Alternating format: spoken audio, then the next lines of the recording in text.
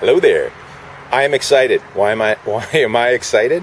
Because today I'm brewing one of my favorite ales. I made it maybe 6 years ago. It's a variation of, this will be a variation of Cherries in the Snow. I made it last time because I didn't have a Tart cherry tree, and you need Tart cherries to make this. And so I planted one, all right? And I got 5 pounds out of it this year. And luckily I found a friend who bought a house that had a Montmorency cherry tree on it, and he never picks them. I mean, what a waste. It had so many cherries on it. I was only able to stay for about an hour. I picked around 10 pounds.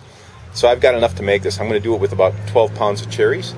And my homegrown, as you can see behind me, the Hallertauer hops.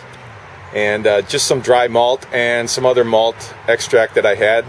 It's what I've got, and it's just been sitting around and waiting for a thing to use it on. And the cherries are the star here, so we'll show you what we got. Ooh, they're still a little bit frozen, and they'll be added.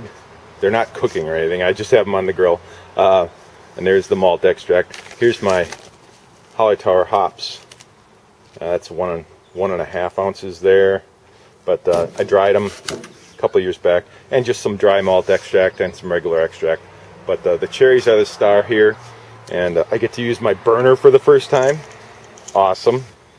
Got about 3 gallons cooking right now, getting heated up, and I'm cleaning the fermenting bucket. I'm using a large one because I'm using whole fruit, and from winemaking I know that fruit floats, and it also can create a lot of excess bubbles, and I'm not sure a 5-gallon fermenting bucket will handle it. So we're going to do it in there, and I can't wait to get rolling.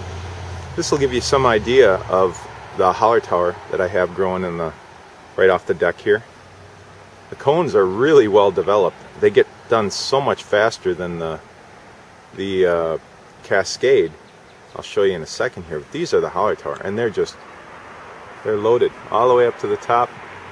And they're almost ready. I mean, it's only middle of July, which is crazy. I mean, I didn't really get a big crop of them last year. I did notice that they were earlier than the Cascade, but it's incredible because if you look over here at the Cascade, and they're just tiny little nubs, just waiting to get started.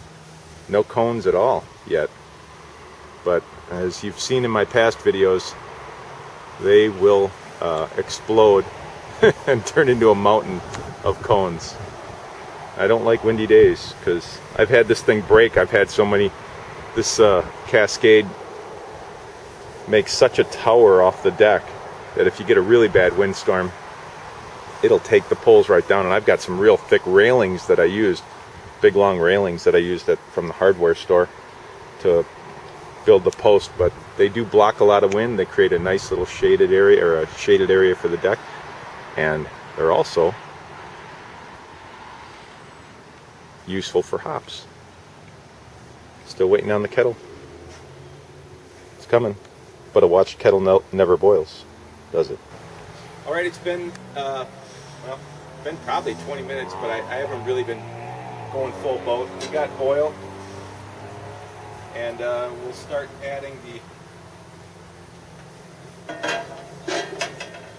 malt.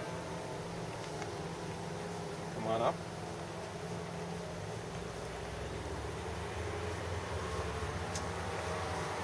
And if my lovely wife would like to stir.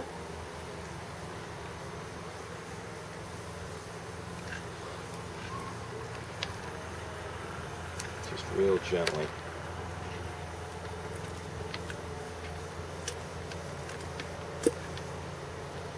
Going to add all the malt, the dry malt and the liquid malt.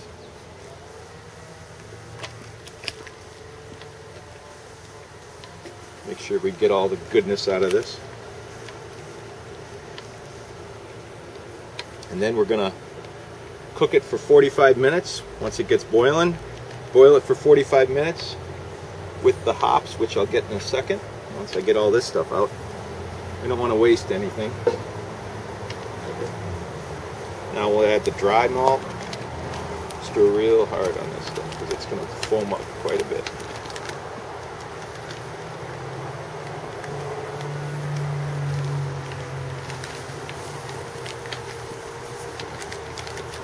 go. Okay, so that's both malts. We'll keep stirring there. I'll get the hops. Hops. Alright. Oh, okay, here are the hops. We've got 2 ounces. I know it looks like a lot, but these are homegrown and home-dried hops from my vines here off the deck. I'm going to add 2 ounces right in. I don't use a hop bag. I think this gets every last bit of flavor in it. I'm going to stir that in.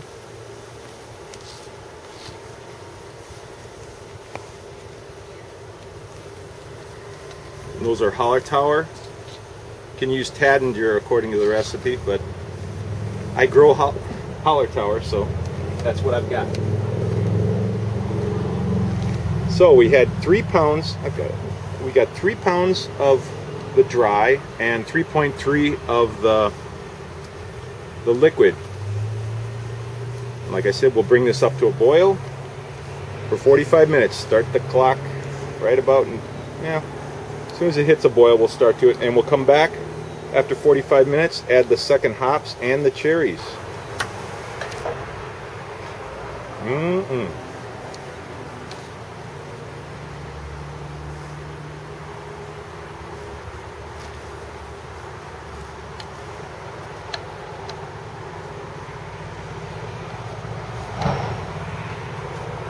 What a beautiful day.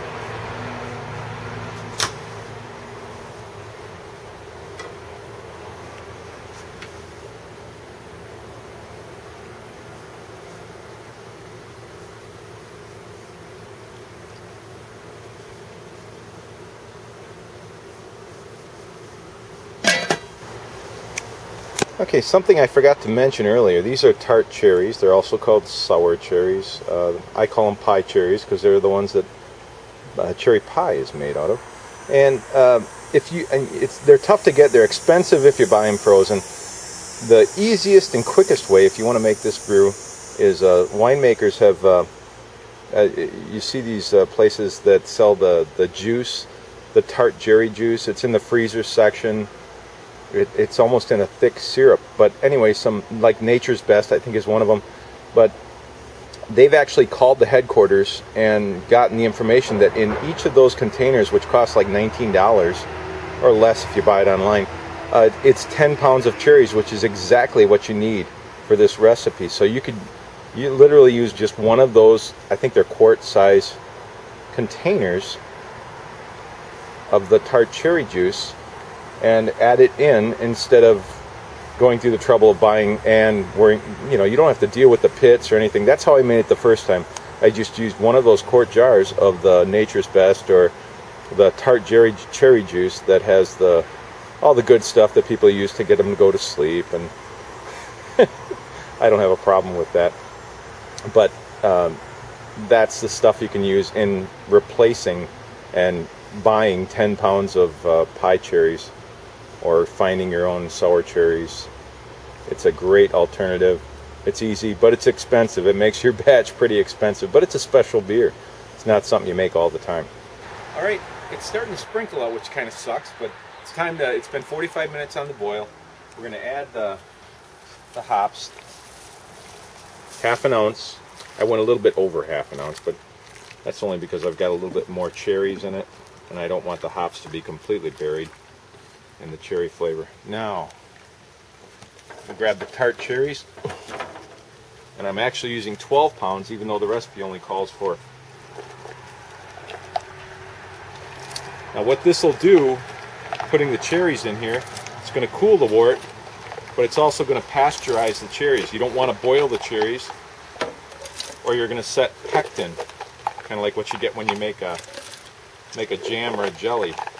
And that really wouldn't hurt anything. It'd just create a hazy beer, which, I mean, unless you're really fussy, it's not going to matter. So basically what you're doing is pasteurizing, killing any nasties that are in the cherries. I think that's enough out of there. Now I can just dump it in. There's a lot of juice from when they were thawing out. And the hops that I was using, I do keep them frozen every year. I don't just let them sit dry in a container. Ooh, it's sprinkling now. So now what we're going to do is we're going to cover it up and get our handy dandy phone out, and we're going to start the timer for 15 minutes. We're going to steep it for 15 minutes. Isn't this great? Hurry up. Steep it for 15 minutes. We got the fire turned off, and after that we'll transfer it into the primary fermenter. That's about 15 minutes later, and the clouds have cleared. We've got our cherries. It smells wonderful. I can smell the cherries through it. And now we're going to transfer it.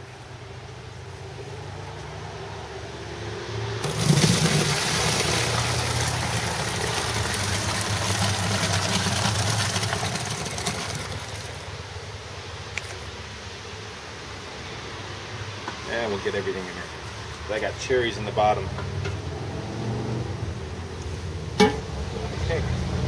Now, as you can see by the graduated markings here, we're going to be a little short because of the cherries and the fruit.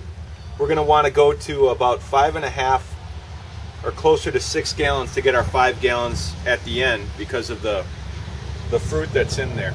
So we'll do that indoors and get her sealed up, cooled off, and ferment. Now, we're back inside. Here's one of the things I recommend for anybody, a home brewer, home winemaker, is a portable refractometer. It's a whole lot easier. It's not cheaper, but I mean, they're not that expensive and they'll last forever. And all you need is just a drop, couple drops on the glass here. You hold it up to the light, you look in, and you see exactly what your starting measurements are, your specific gravity is. You don't have to go through the whole, especially if you got something that's all foamy and stuff, especially a wine, or if you've got berries and stuff that might give you an inaccurate reading.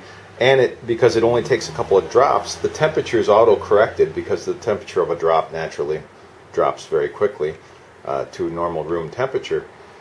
So I highly recommend these. They're great. And you can go out and check the bricks or the specific gravity, the sugar content of your fruit. You just squeeze a few drops from your grapes or whatever fruit you got on it, and it'll give you a great specific gravity. So I highly recommend it, and maybe I can get it, I doubt if I can get it peeking there, but we'll give it a try. Alright, we're going to give this a try. This might be tough. We'll try. We'll try here.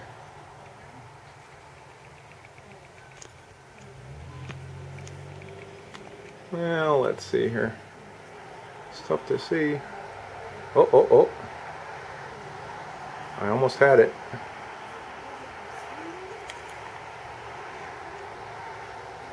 Okay, there you can see it. Anyway, that's the specific gravity. I can't believe I can actually... You see it. So it's right around 1.062 or so. But it's kind of neat. You just hold this up to the light. Whoa. Sorry about the brightness there. Just hold this up to the light and you get a great reading with 1 or 2 drops. All I did was just put a couple drops on there. Awesome. Technology is a wonderful thing.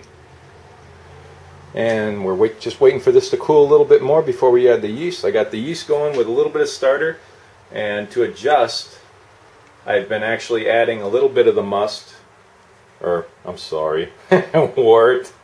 Yes, that's right. I'm a winemaker too. A little bit of the wort, along with a couple cherries. I'm throwing it in there just to adjust the yeast to it. I don't want anything shocking it or anything, but I also don't want to throw it in until the temperature is right.